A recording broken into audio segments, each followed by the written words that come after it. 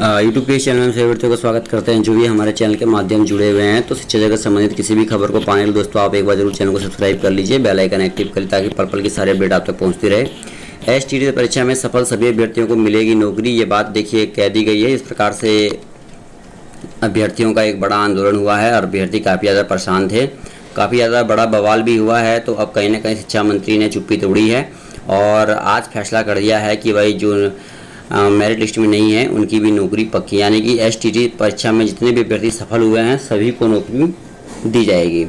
STT परीक्षा में सफल सभी छात्रों को नौकरी मिलेगी, इसमें अभ्यर्थी को घबराने की जरूरत नहीं है। नियुक्ति प्रक्रिया नियमानुसार होगी।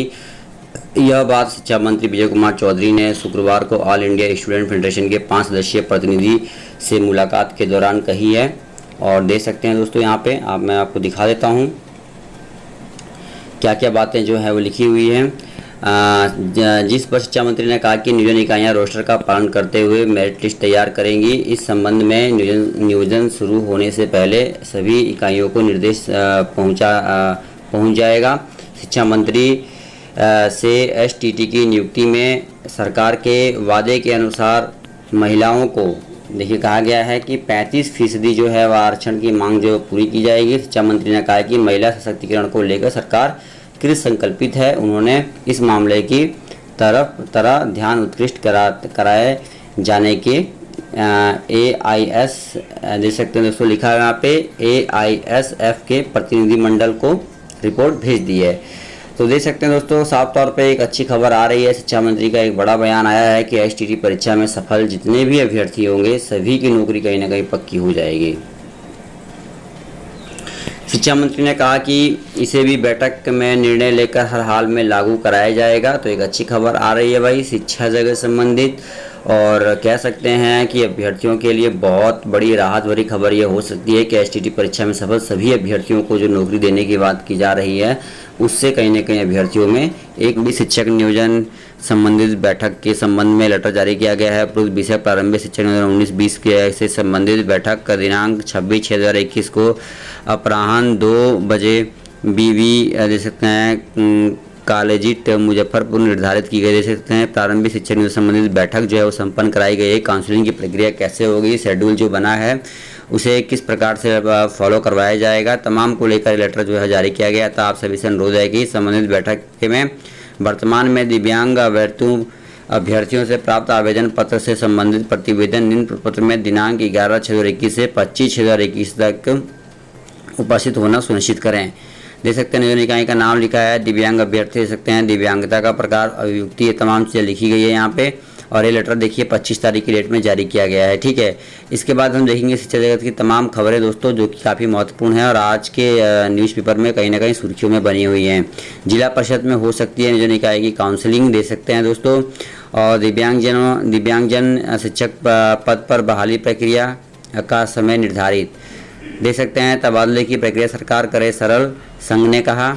इस प्रकार प्रारंभिक शिक्षक नियोजन को लेकर एक बड़ी अपडेट सामने उभर के आ रही है। नियुक्ति प्रक्रिया के लिए जारी की गई समय तालिका, तो तमाम बातें जो है वो बताई जा रही है किस किस प्रकार से नियुक्ति प्रक्रिया आगे बढ़ेगी। वहीं दूसरी ओर बात करें शिक्षा मंत्री ने देखिए एक बड़ा बयान दिया है। एसटीटी पर रिपोर्ट मिली, फैसला 2 से 3 दिनों में देख सकते हैं विवाद का निकल गया है हल, शिक्षा मंत्री ने कहा।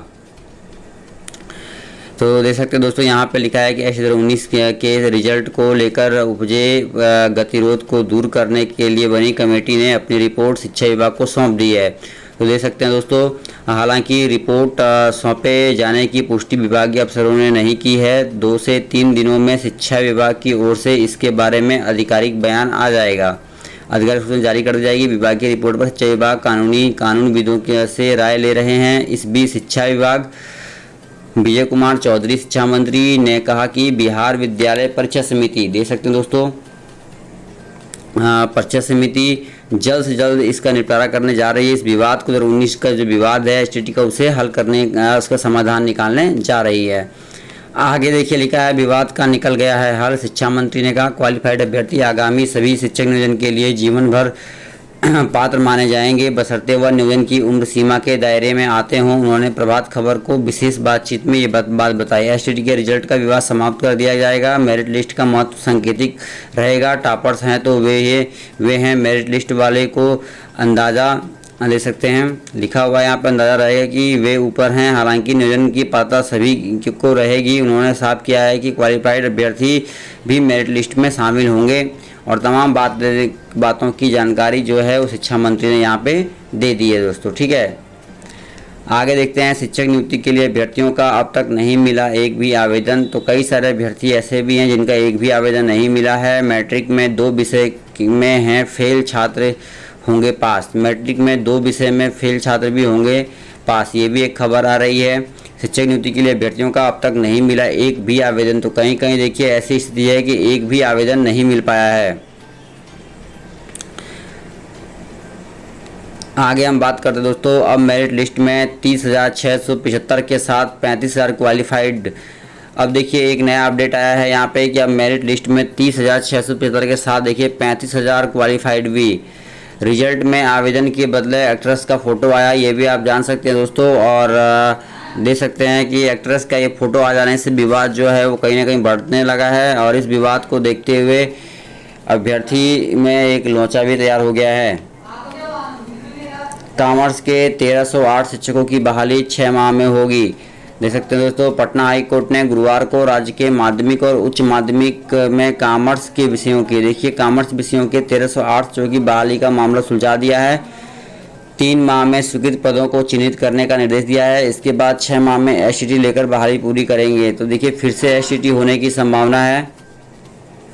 देख सकते दोस्तों, लिखा है आवेदन की ओर से अधिवक्ता दीनू कुमार तथा रितिका रानी ने कोर्ट को बताया कि माध्यमिक और उच्च माध्यमिक स्कूलों में कॉमर्स शिक्षकों के सैकड़ों स्वीकृत पद रिक्त पड़े हैं। 2011 के बाद कॉमर्स की पढ़ाई के लिए शिक्षकों की बहाली को लेकर कोई विज्ञापन प्रकाशित नहीं किया गया, जबकि राज्य सरकार ने इस विषय की पढ़ाई के लिए शिक्षकों की बहाली करने का निर्णय लिया है। तो देख सकते हैं दोस्तों, एक बड़ी अपडेट सामने उभर के आ रही है। जल्द से जल्द कहा जा रहा है कि भाई काउंसलिंग की प्रक्रिया पूरी करके फिर से एसटीटी की परीक्षा लेने की बात जो है वो कही जा रही है। तो देखते हैं दोस्तों क्या कुछ होता है। न्यूनतम अंक वाले को बहाली में शामिल करने का विरोध जो है चल रहा है। एसटीटी 2019 के रिजल्ट में मेरिट लिस्ट और न्यूनतम अंक वाले अभ्यर्थियों को भी दे सकते हैं बहाली में पात्र मानने की शिक्षा मंत्री घोषणा के बाद फिर से एक बार मामला गरमाने लगा है। शिक्षा मंत्री घोषणा के बाद फिर से गरमाने लगा है मामला। कहा संबंधित विज्ञापन में नहीं हुआ बदलाव तो करेंगे आंदोलन।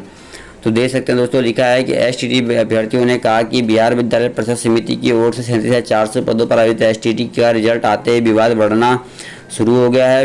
विभाग ने अपने मूल विज्ञापन में ही घोषणा कर दी कि कुल रिक्त पदों के बराबर ही अभ्यर्थियों को उत्तीर्ण किया जाएगा और वहीं अभ्यर्थी अगले चरण में शिक्षक नियोजन के पात्र होंगे।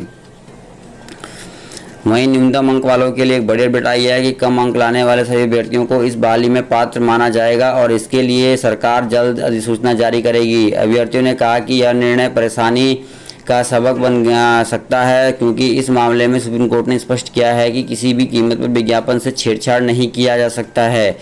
तो देख सकते हैं दोस्तों, बड़ी अपडेट आ रही है।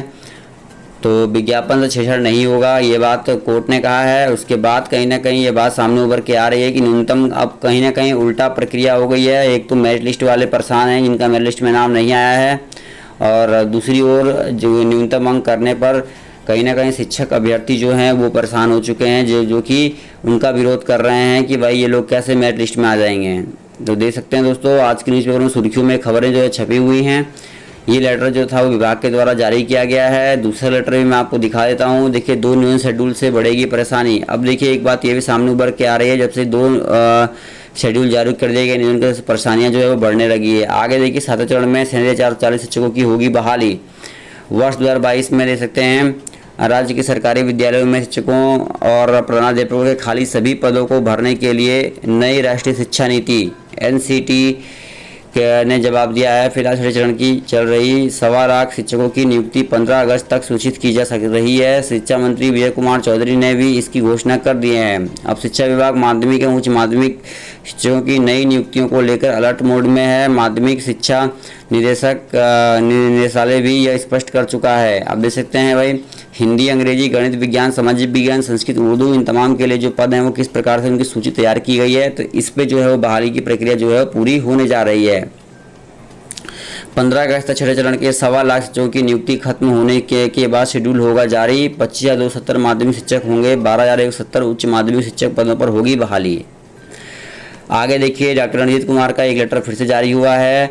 निदेशक प्राथमिक शिक्षा दे सकते हैं सभी जिला शिक्षा पदाधिकारी। दिनांक 28/6/2021 को आहूत वीडियो कॉन्फ्रेंसिंग में भाग लेने के संबंध में लेटर जारी किया गया। उपयुक्त विषय के संबंध में कहना है कि विभागीय संख्या के आलोक में शिक्षक नियुक्ति से संबंधित दिनांक दे सकते हैं 6/2021 को टाइम दिया गया है कि भाई एक वीडियो कॉन्फ्रेंसिंग मीटिंग होगी। ये मीटिंग क्यों होगी आप समझ सकते हैं, क्योंकि शिक्षक नियुक्ति संबंधित काउंसलिंग की प्रक्रिया कैसे हो, तमाम प्रक्रियाओं को कैसे संपन्न किया जाए, उसे लेकर ये मीटिंग होना काफ़ी अनिवार्य है।